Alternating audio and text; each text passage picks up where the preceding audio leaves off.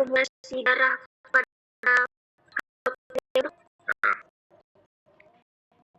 bisa ada darah pada kekumpulan. Biasanya atau kan dalam thorax atau tumbuhan disertai skeletal. Diagnosis hemotorak itu juga persoalan datang IDD dan trauma torakoabdominal. Biasanya setiap pemeriksaan fototorak kita ragu atau untuk memastikan apakah terjadi hemotoraks atau pneumotoraks. Terasa hemotoraks mempertimbangkan ukuran hard drainase. Jadi intinya ini tata laksananya hard drainase. Kayak tadi itu water drainase. Atau fisiologi hemotoraks gangguan beratur yang pakai hemotoraks. Kemudian dari banyak.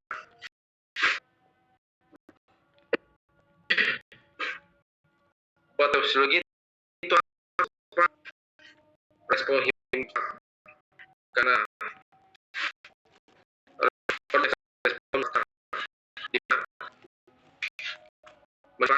responsnya tergantung pada jumlah dan kecepatan perdarahan. Respon dapat muncul itu bisa takikadi, takipnu, penurunan tekanan darah, shock.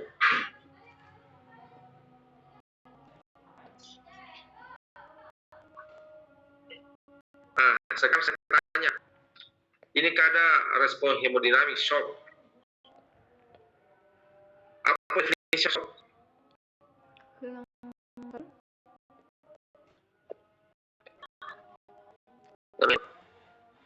Terjadinya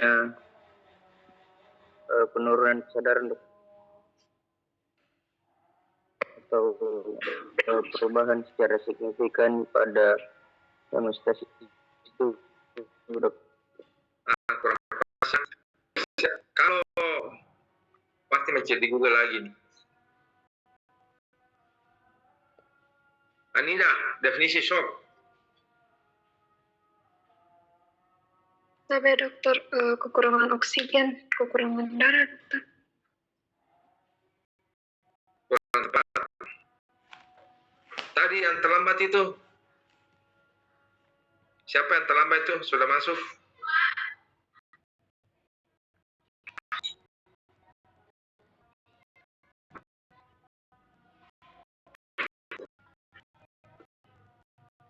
Tapi jumlahnya sekitar 20% ya, dok. Ada masuk. Tapi dok.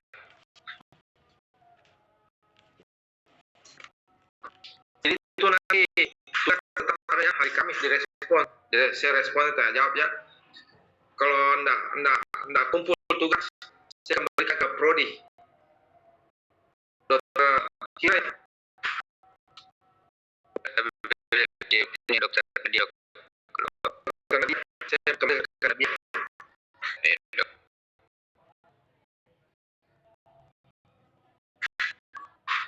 Saya sini Mas Warko malas juga pasti mending baru datang. Ya.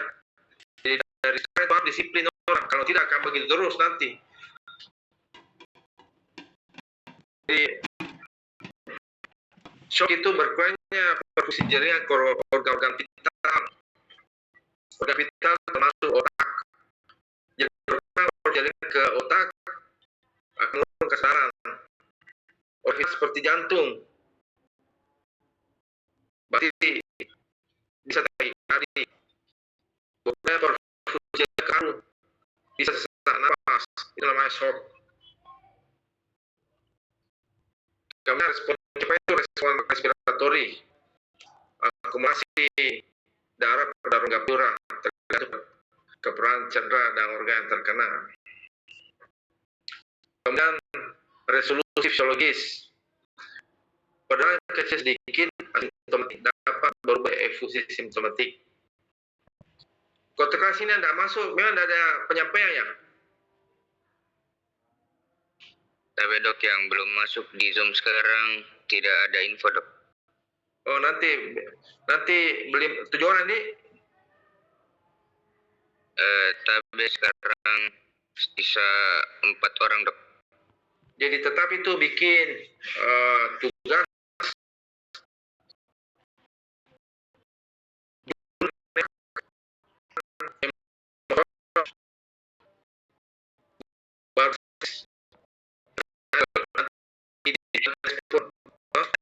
Berarti yang motor dalam 1 jam.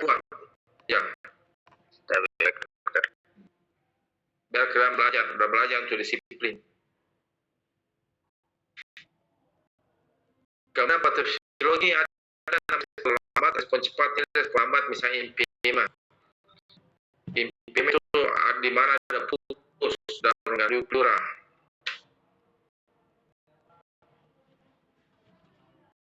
Kemudian fibrosis, ada fibrin luka pleura.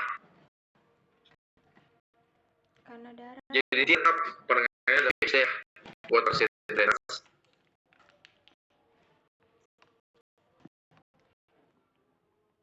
Karena darah. Dari itu karena trauma dan tubuh belakang. Yang di sini pasien multi trauma. Kematian 20-25%. Hemotoras spontan itu jarang.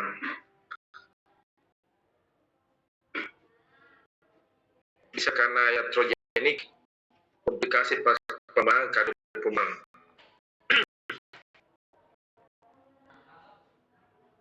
Kalau spontan biasanya ruptur adesi pleura, metastasis paru, aneurysma aterosklerosik. Etiologi dari hemotoras itu pasti disebabkan oleh spontaneous hemotoraks. Bisa karena vaskular, bisa karena neurotik, dan bisa karena melaneus. Faktor risiko pada dua, ada traumatik, ada non-traumatik. Kalau traumatik ada trauma, ada 60% biasanya disebabkan oleh trauma. Misalnya motor terbentuk di setir, habis juga menyarankan trauma pada itu. Trauma ada dua, ada terpanjang. Kemudian selanjutnya adalah non-trauma, non-traumatik. Biasanya 5% pasien hemotoras mengalami hemotoraks.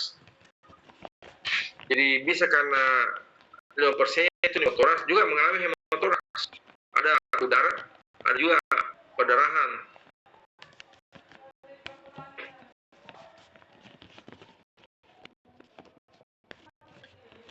Apa yang kita lakukan dari anamnesis untuk menentukan diagnosis? Untuk menentukan diagnosis itu mesti dilakukan anamnesis.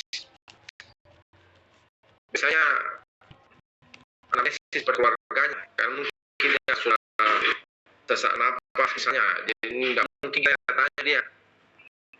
Kita lakukan anamnesis yang sekitarnya.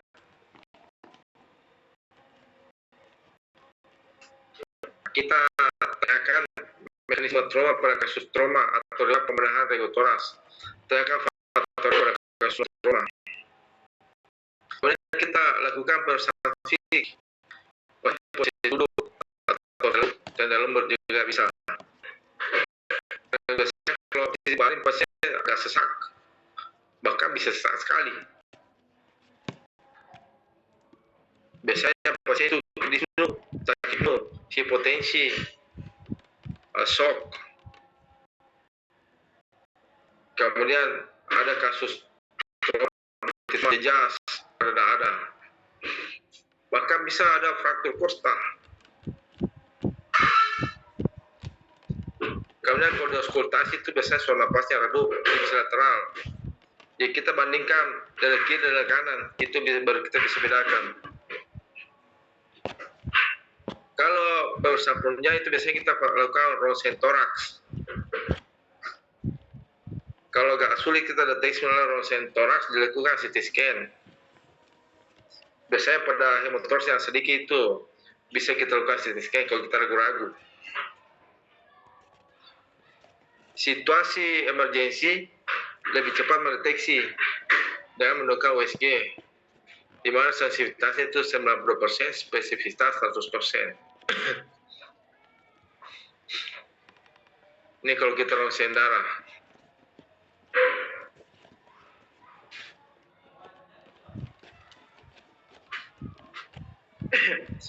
Ini CT scan dada ini.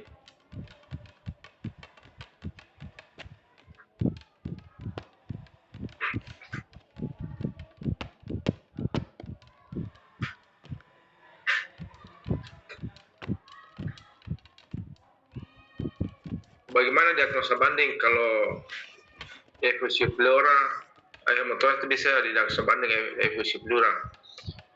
Biasanya produksi cairan pleura berlebih serta absorpsi cairan pleura rendah. Kalau empyema ada pus,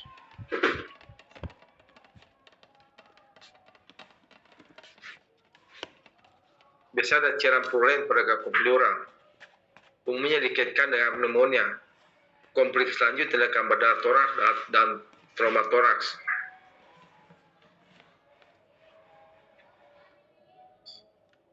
Kata keras, bagaimana cara membedakan empyema dan hemotoraks?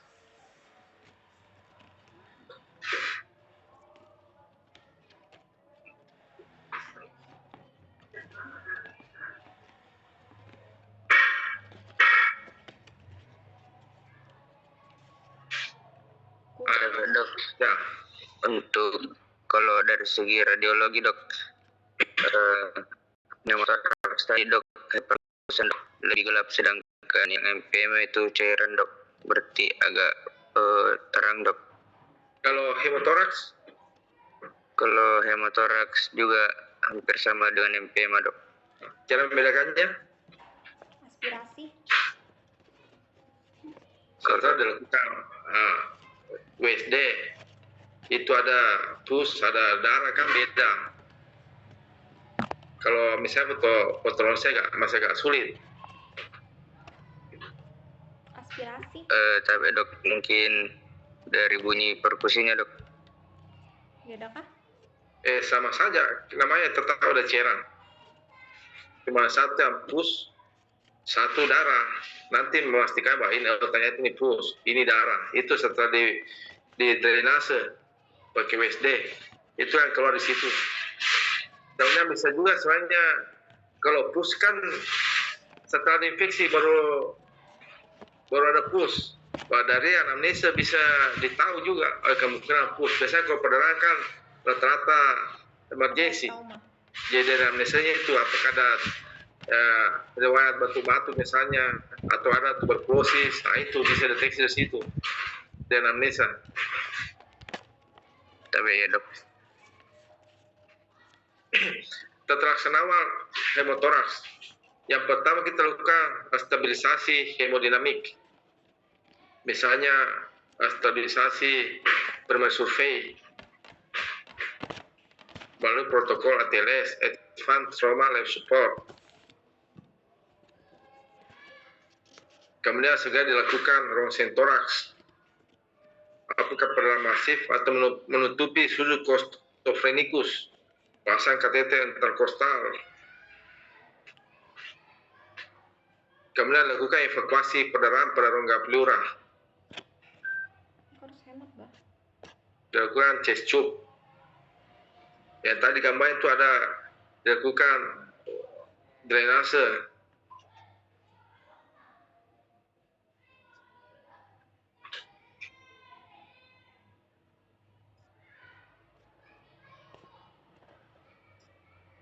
Kalau itu sulit tertangani, dilakukan tata laksana lanjutan, misalnya torakotomi. Indikasinya itu sekitar perdarahan lebih dari 1000 cc, dilakukan torakostomi.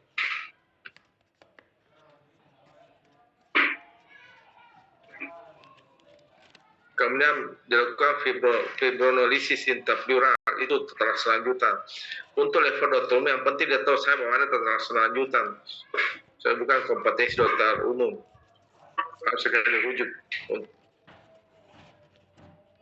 Adapun prognosis tergantung pada daya keparahan penyakit serta adanya komplikasi. Ada pun beberapa komplikasi hemotoraks, misalnya pada hemotoraks masif, ketidakstabilan hemodinamik, mengakibatkan shock dan selanjutnya mengakibatkan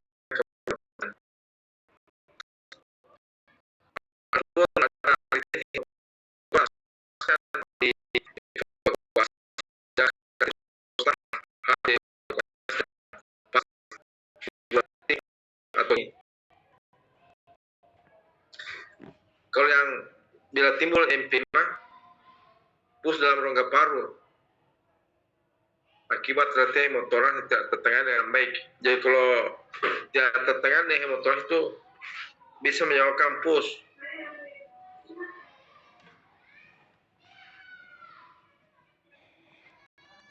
Kalau terjadi fibrosis itu hanya terjadi fibrin pada rongga pleural,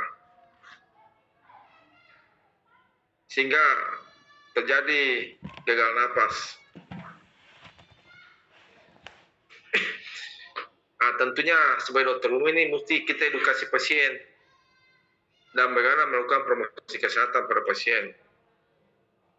Edukasi pasien itu mesti kita tahu, apalagi dokter, itu merupakan kasus gawat daruratan.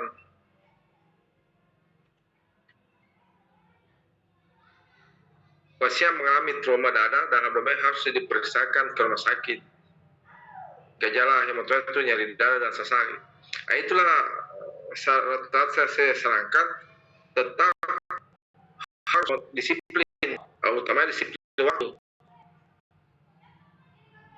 Karena kalian kan dididik.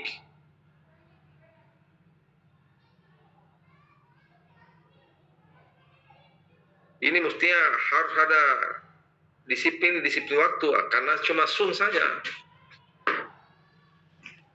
Yang lebih parah kalau ada di tempat kondak disiplin itu masih bisa dipikirkan. Kalau sun apa lagi malasan?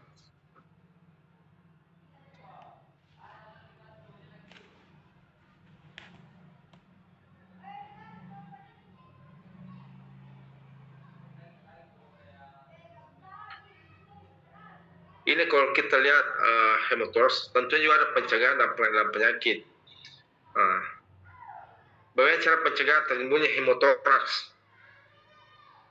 Astambul 23.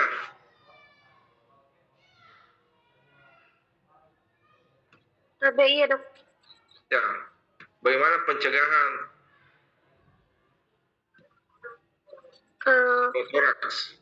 Kalau pencegahannya hemotoraks itu dok, kan tadi faktor risiko itu kayak trauma, bisa tumpul atau tajam dan sebagainya dok.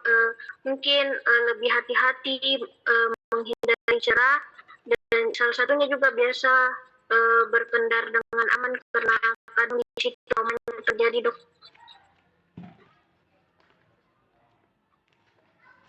Bagaimana cara berkendara dengan aman? Hati-hati di jalan, lihat ke sekitar dan juga pakai alat pelindung seperti helm dok.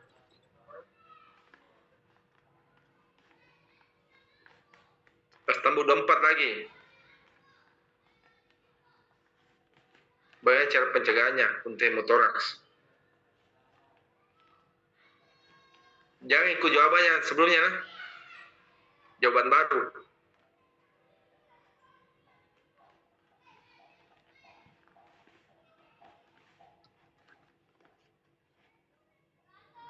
Astambul 24.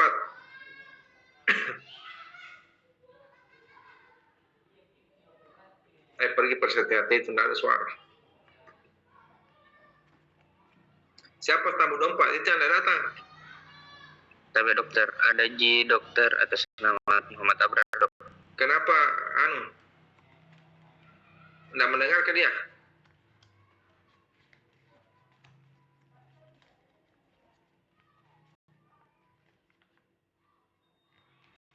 Tahu dokter?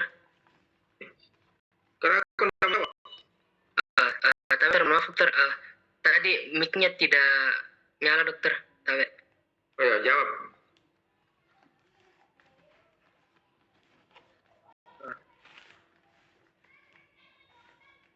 Ya, cari Google.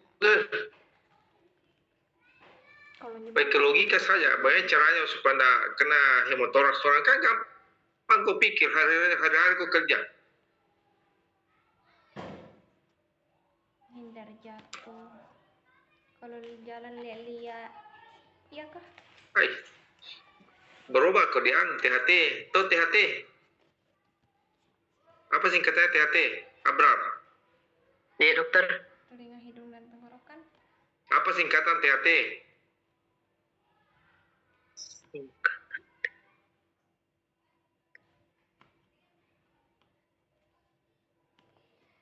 Telinga, hidung, tenggorokan dokter. Juga aku ini.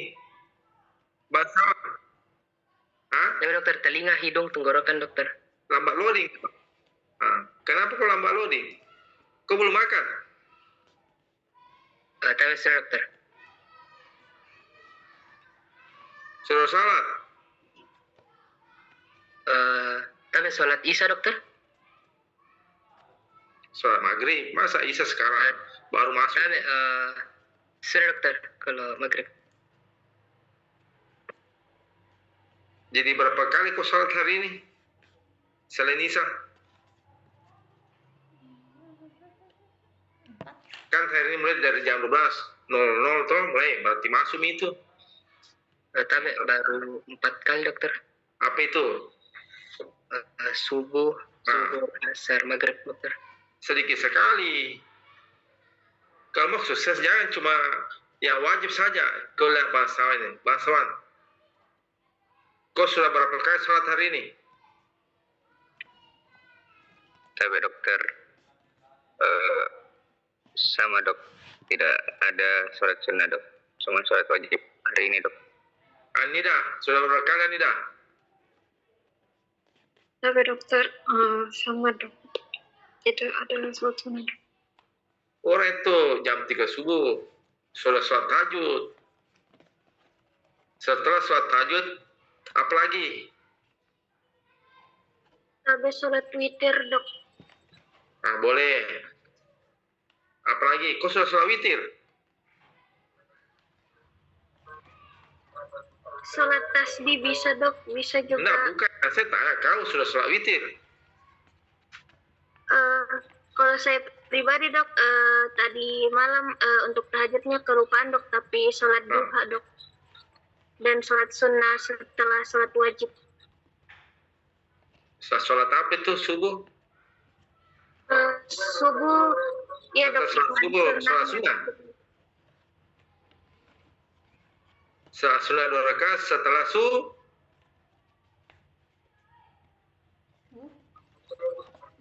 berarti Tapi sebelum jangan saya demikian. Berapa rakaat setelah subuh, sholat sunnah? Kalau saya sholat sunnahnya sebelum subuh dok. Oh, setelah subuh. Kira salah jawab kok. Dia sholat sunnah setelah subuh. Siapa orang paling kaya di dunia? Bill Gates. Ikhlas jawabannya bangsawan. Siapa orang terkaya di dunia siapa? Yang sholat sebelum subuh dok, sholat sunnah sebelum subuh karena dia Siapa orang terkaya di dunia? Bill Gates. tapi dok, untuk kalau uang dok, Bill Gates dok. Bill Gates. Yang sekarang ya, yang terkaya di dunia. Tapi kau mau lebih kaya dari Bill Gates? Tapi mau dokter. Oh, gampang sekali. Sholat sunnah 2 rakaat sebelum subuh lebih baik daripada dunia dan isinya. Nah, itu dia. Ada yang sholat sunnah 2 rakaat sebelum subuh tadi? Tapi ada dok. Siapa itu kau? Tapi iya dok, alhamdulillah. Mau lancar urusanmu? Atau mau kekayaan? Saya ajari kau. mau bagus rezeki, lakukan sholat sunnah 2 rakaat sebelum subuh, baru lafazkan 100 kali. Tidak boleh kurang, tidak boleh lebih. Subhanallah bihamdihi, subhanallah yasim, astagfirullah 100 kali. Insya Allah rezekimu bagus. Mungkin kau lancar kuliahmu, lancar ujianmu, itu insya Allah. Tapi istiqamah. Jangan cuma kalau perlu tasbih. Subhanallah. Jangan pernah cari seperti Raid. Itu Raid itu. Siapa kaji Raid? Tapi tidak ada, Dok. Putus mah. Tidak pacaran, Dok. Ayo, apa main itu? Itu putus mah gitu. Tidak pacar saya, Dok. Alhamdulillah. Kata bohongnya. Saya itu tidak percaya Raid. Enggak. Tapi kalau yang sekarang, Dok, kurang tahu, Dok. Oh, Raid di mana sih itu? Raid itu? Tapi sebagai pengganti, Dok, badal, Dok. Oh ya ya. Oh, percaya skor itu.